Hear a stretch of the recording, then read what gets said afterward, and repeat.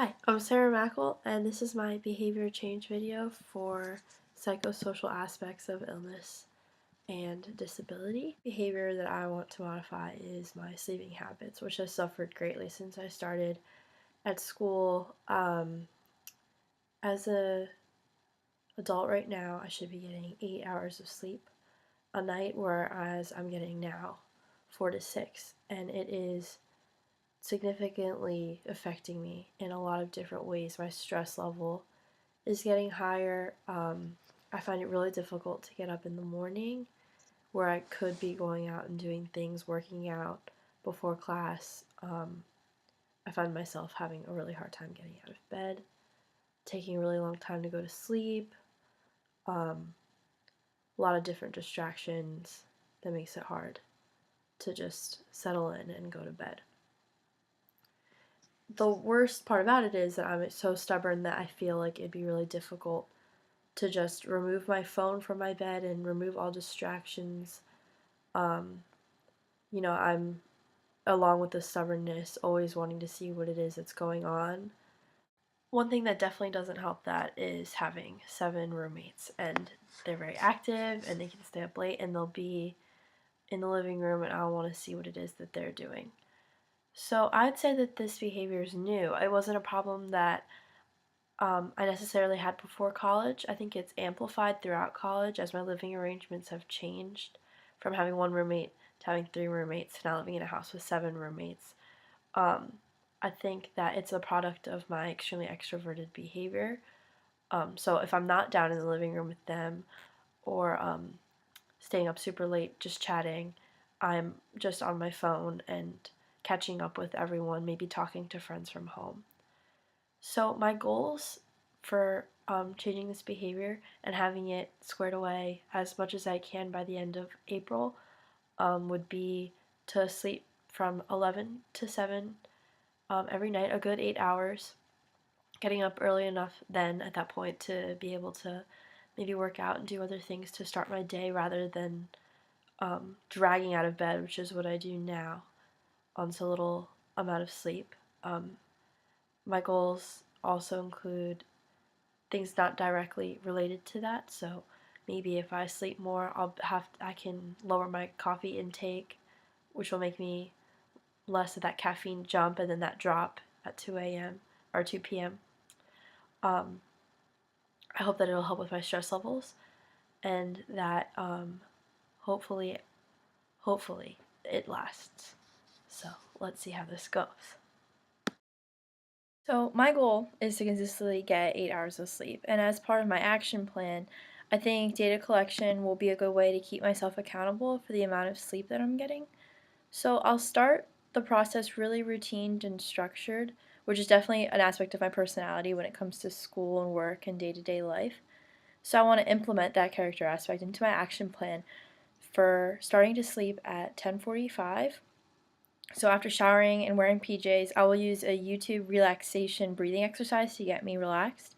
And with headphones in and lights off, phone on the other side of the room charging, and the door closed without any distraction, I'll do this 4-minute YouTube video. And once it's done, I'll close my computer and take it off the bed. This is completely different of my routine, if you could even call that now, which is passing out to a Netflix movie at like 2 with my phone in my hand scrolling through social media, even though I may have class at 9:30 the next use is the biopsychosocial model, and this model looks at biological factors such as my exhaustion after sleep, the grogginess that I feel, and the increased risk of getting sick due to lack of sleep because it's not good for your immune system. So there's social factors which is wanting to be involved with my roommate, socializing rather than sleeping, as well as spending time on the computer and the phone going through social media, and also psychological factors. So how I feel when I haven't gotten a lot of sleep, which is angry, irritable, and detached.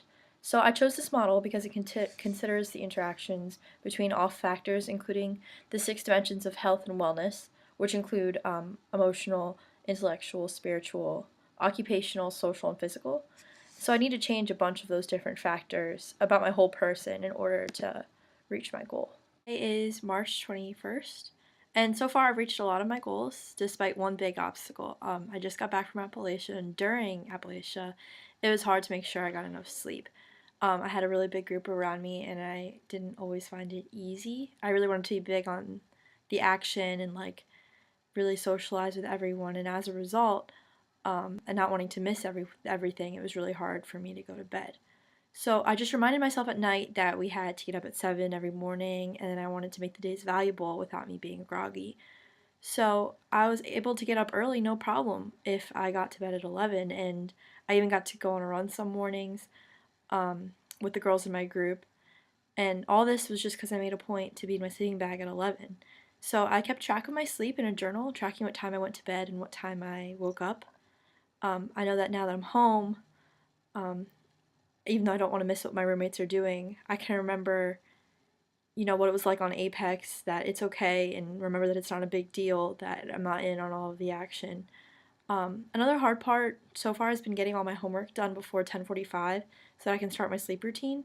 But mostly I just worked harder in the library during the day so that I could go home and go to bed at a reasonable time. So it's Easter weekend, and being home definitely makes a difference.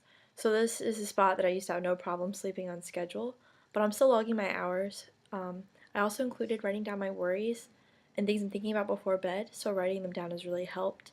And I'm still meditating and listening to this really awesome YouTube video before. And now that I'm home, I'm just charging my phone downstairs at night. One thing that really helped me get this far into my goal is the help of my roommates. So I shared my goal with them, and every now and then when I was tempted to stay up late or watch movies with them, they would actually say, Sarah, you're going to be grumpy, go to bed. It felt silly, but they were keeping me accountable, especially since I've lived with them now for 3 years, and they know me well enough to know that this has been a real problem for me. So they're really big factors in helping me change, so thanks, guys. Um, since I now have been logging my sleep for about a month, I know I want to keep doing it. I'm so much more aware of my habits and how much sleep I'm getting. I just feel healthier, and I will continue to keep up with my routine that starts at 10:45, and I can sleep a lot faster now. I feel less stressed, especially which is great because exams are coming up, and I have so much more energy during the day. And I think best of all, I am awake during my classes. I think the most constructive change I made was keeping my phone on the other side of the room. All social things can wait because my health is more important than that. This behavior change was so important, and I'm so glad I did it. Soon enough, I think I can slowly fade from writing down my going to bed, waking up times, and just kind of doing it automatically and naturally have my cycle. I reached my goal of getting 8 hours of sleep at night, and I think every college kid should take control of this as well.